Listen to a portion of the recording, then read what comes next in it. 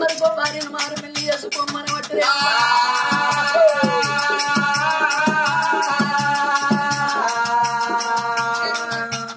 భగవంతా నా కొడుకులు చూడు తాడు లేని కట్టు కట్టినట్టు కొట్టలు లేక సెక్కలు వేసినట్టు చేతిలో చెయ్యించుకోని నేను మరికో భార్యను మారు పెళ్లి చేసుకోవాలని బట్టి చూడు మరికో భార్యను మారు పెళ్లి చేసుకోవాలనగా రాజుకు చూసిన చాలకుంటే చందు అని గుండెలు పిల్లలు అని నాయనా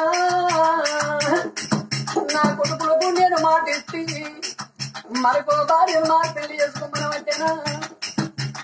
నా భార్య మరణించంగా ఏమన్నది నాదా నాదా తిరుగు పొరుగు మాట పట్టి మరికో భార్యను మారు పెళ్లి చేసుకునేవు మరికో భార్యను మారు పెళ్లి చేసుకుంటే నీకు చిన్న భార్య అవుతుంది పిల్లలు చిన్నమ్మ ఇది గాని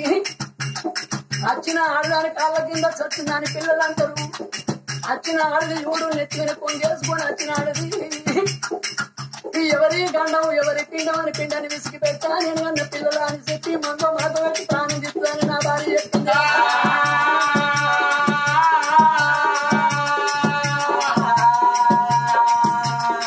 అయ్యో భగవంతా నా కొడుకులేమో మరికో భార్యను మారి పెళ్లి చేసుకోమని నా భార్యనేమో చనిపోయిన నా భార్య అద్దాన్ని చేతులు సేవించుకున్నది నాలుగు నడుములు ఎరిగినట్టు ఆడ చత్రం పోకిరిగిన విధానం ఈశ్వర పరనామాన్ని అని ఏమంట చెప్పుకుంది అమ్మా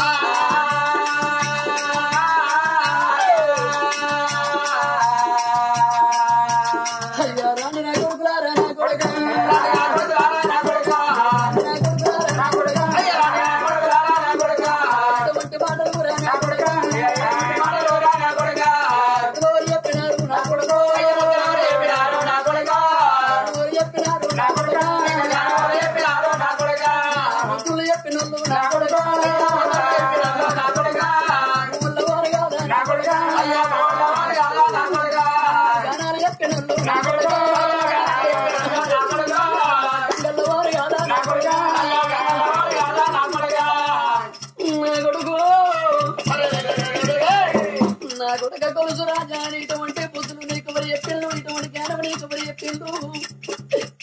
మరికో భార్యను మారు పెళ్లి చేసుకుంటే నీకు చిన్న భార్య అవుతుంది నాకు చిన్నమ్మ అవుతుంది మాకు సుఖం ఉంటది నాయనా నీ సుఖం కూర కాకుండా మా సుఖం కూర కంటారా మీరు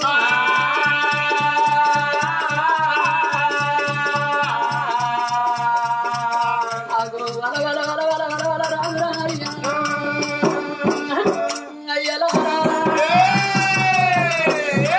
అగో అద్దు బుద్ధి కాదు వదిలే ఇటువంటి బుద్ధులు మీకు ఎవరు చెప్పిన కొడుకు నా కొడుకులారా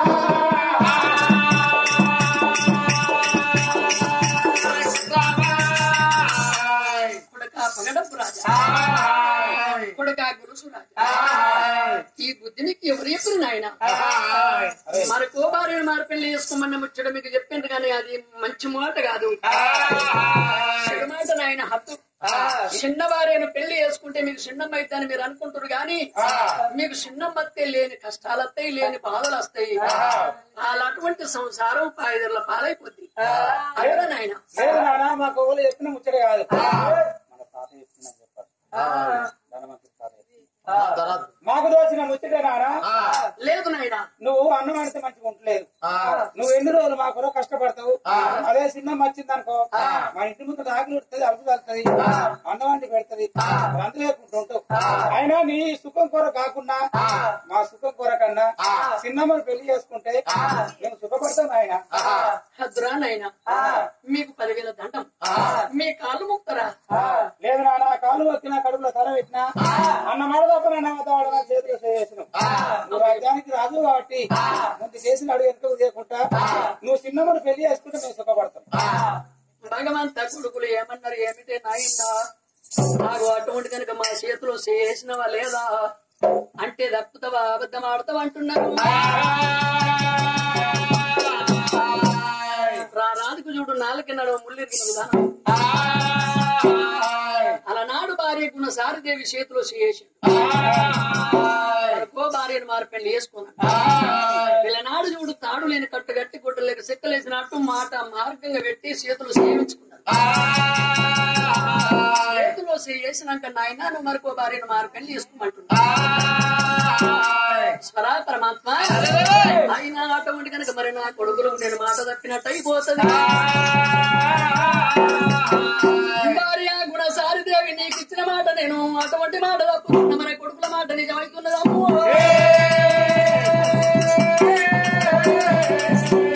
మరి నా కొడుకులు చేతిలో చేసినాక నేను అబద్ధం ఎలా ఆడాలను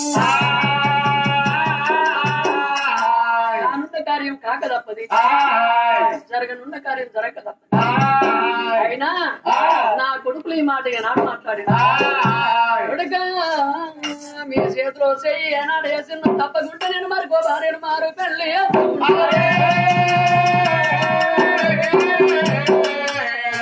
కొడుకులు కిలకిల నవ్వుకుంటాను అయినా పలక పలపాలు పట్టుకొని అయినా పల్లెలకు పిల్లగాన్ని వెళ్ళిపోతున్నారు అటువంటి మరి ఏనాడు చదువుకోని పిల్లగాన్ని ఓని గాని రాజుగా అనుకున్నాడు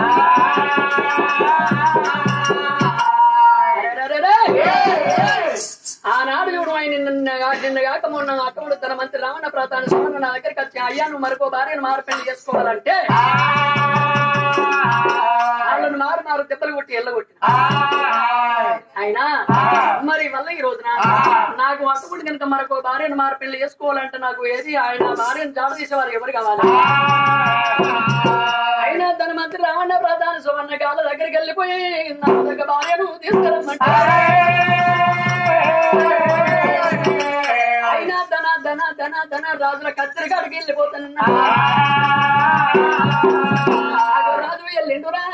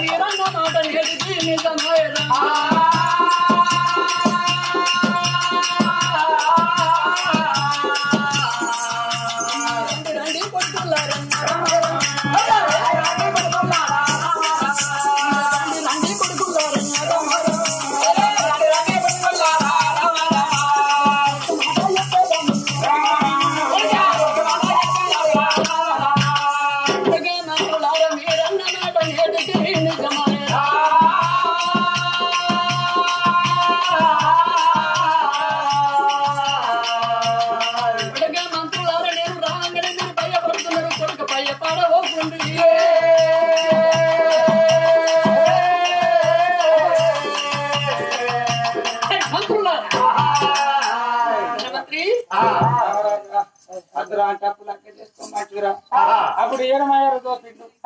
మళ్ళీ ఇప్పుడేం బాగా